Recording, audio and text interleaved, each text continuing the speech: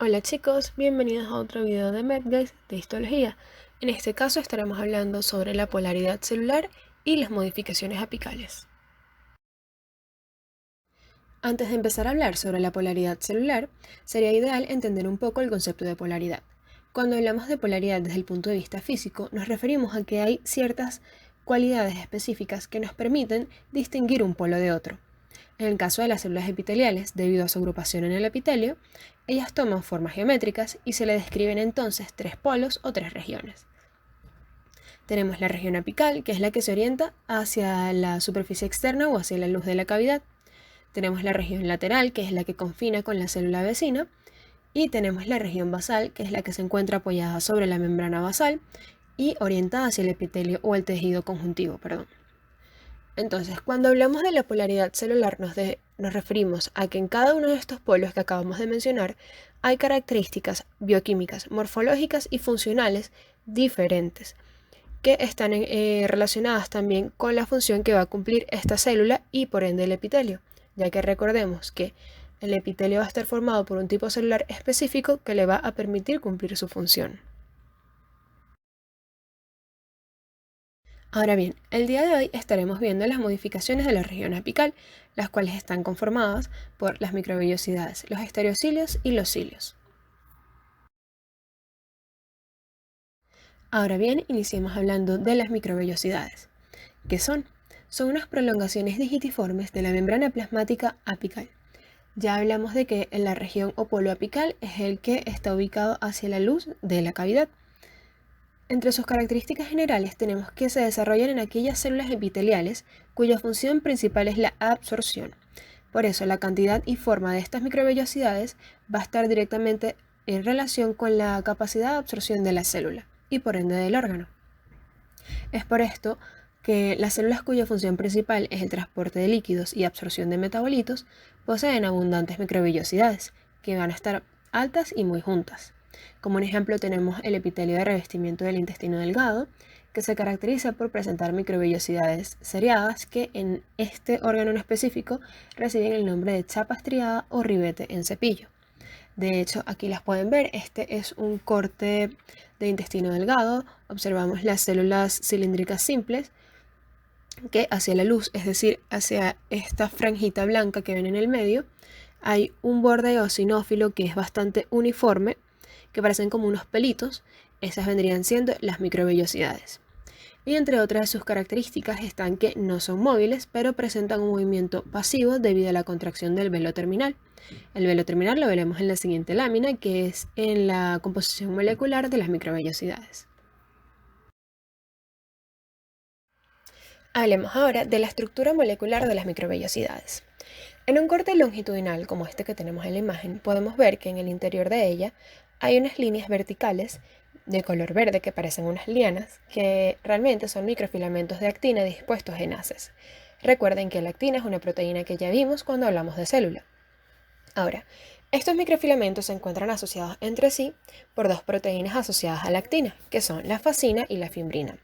La fimbrina son estos puntitos azules que pueden encontrar entre los filamentos y las fascinas son unos puntitos de color lila o morado que también encontramos entre los microfilamentos. Ahora, como la actina se encuentra a lo largo de toda la estructura de la microvellosidad, esta también se ancla al polo superior y a la membrana plasmática o a la porción terminal de la microvellosidad. Entonces, en el polo superior ella se ancla a la proteína bilina, que son esas medialunitas de color celeste que pueden ver en la imagen. Y a la parte inferior ella se ancla a la membrana plasmática gracias a la proteína miosina 1. Ahora, en la porción terminal de la microvellosidad encontramos también, compuesto por microfilamentos de actina, el velo terminal, que tiene la característica de que tiene dos proteínas contráctiles, que son la miosina 2 y la tropomiosina. ¿Qué ocurre con esto? Que al permitir que se contraiga el velo terminal, permite así la separación de las microvellosidades y la expansión del espacio intervelloso, obteniendo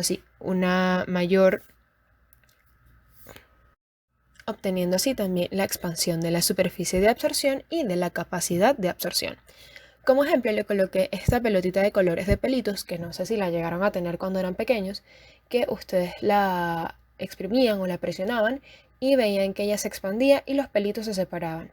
El mismo movimiento o la misma mecánica está detrás de la contracción del velo terminal. Hablemos ahora sobre los estereocilios, que son bastante parecidos a las microvellosidades, ya que al igual que ellas son prolongaciones digitiformes de la membrana plasmática apical de longitud y espesor variable. Se diferencian básicamente en que estos tienen mayor longitud y que en su trayecto presentan unos pedículos gruesos a través de los cuales se interconectan. Estos pedículos a nivel molecular están representados por puentes citoplasmáticos. Su distribución en el organismo está limitada a las células epiteliales del epidídimo y conducto deferente, que forman parte del sistema reproductor masculino, y al epitelio sensorial del oído. Su función dependerá del órgano en el cual se encuentran.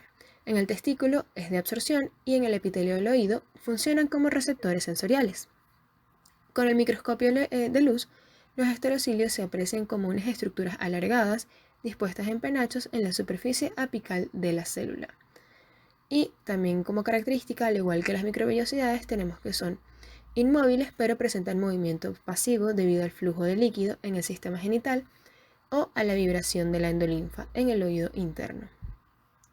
Como pueden observar en esta fotografía que tengo en la esquina superior derecha, pueden evidenciar que realmente sí se ven como unos pelos alargados, parecen bastante como unas algas que van en penachos o en grupos. Ahora hablemos de la estructura molecular de los estereocilios, que como dijimos son bastante parecidos a las microvellosidades.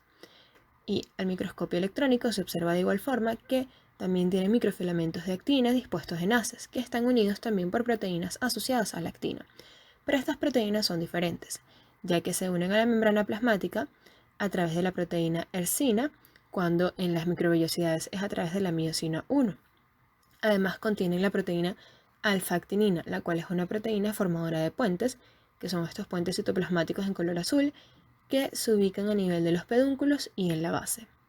Al igual que en la microvellosidad, los haces de microfilamentos se extienden desde la punta del estereocilio hasta el citoplasma apical, pero en la punta del estereocilio carece de vilina, que son esas medialunitas azules que también son una proteína que se recuerdan mencioné en las microvellosidades.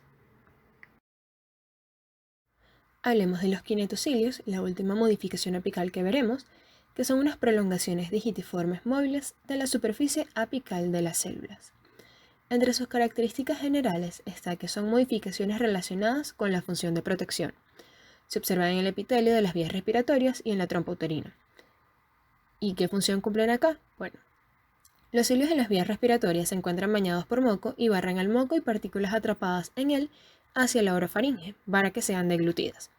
Y en cambio las trompas uterinas ayudan con el transporte del óvulo hacia la cavidad uterina. Con el microscopio de luz se observan numerosas estriaciones delgadas de trayecto más o menos rectilíneo que en conjunto dan la apariencia de un cepillo. Y en la base se aprecia una línea más intensamente teñida. Además, en general, los cilios se clasifican en móviles primarios o nodales. Ahora hablemos de la estructura molecular de los kinetocilios. En las imágenes de los cilios, bien sean cortes longitudinales o transversales que se obtienen por microscopio electrónico, se observan como estructuras alargadas revestidas de plasmalema. En la parte central del cilio se observa un conjunto de microtúbulos dispuestos de una manera regular, denominado axonema, y en la base del axonema se evidencia un centriolo, que como recordamos en el tema de célula, un centriolo está constituido por 9 tripletes de microtúbulos dispuestos en círculo. Ahora, los microtúbulos discurren longitudinalmente a lo largo de todo el cilio y se disponen en 9 pares denominados dobletes, alrededor de 2 microtúbulos centrales llamados cingletes, en una organización 9 más 2. ¿Por qué 9 más 2? Porque son 9 dobletes alrededor de 2 microtúbulos. Ahora, ¿cómo está formado el microtúbulo? ¿O cómo está constituido?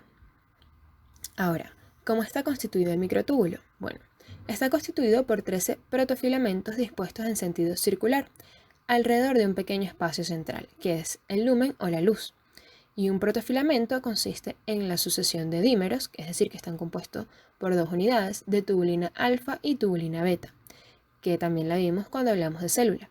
Estas se alinean longitudinalmente mediante un proceso de polimerización de sus unidades.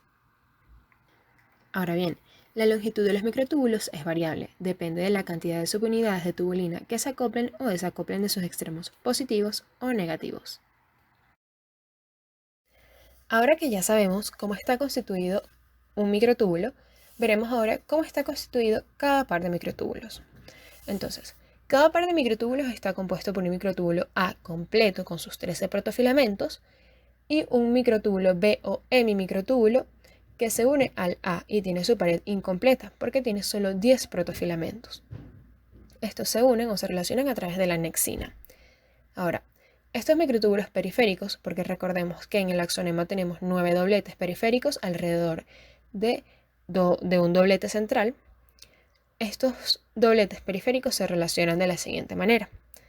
De cada par de microtúbulos salen dos brazos de dineína ciliar, que es una proteína relacionada al movimiento.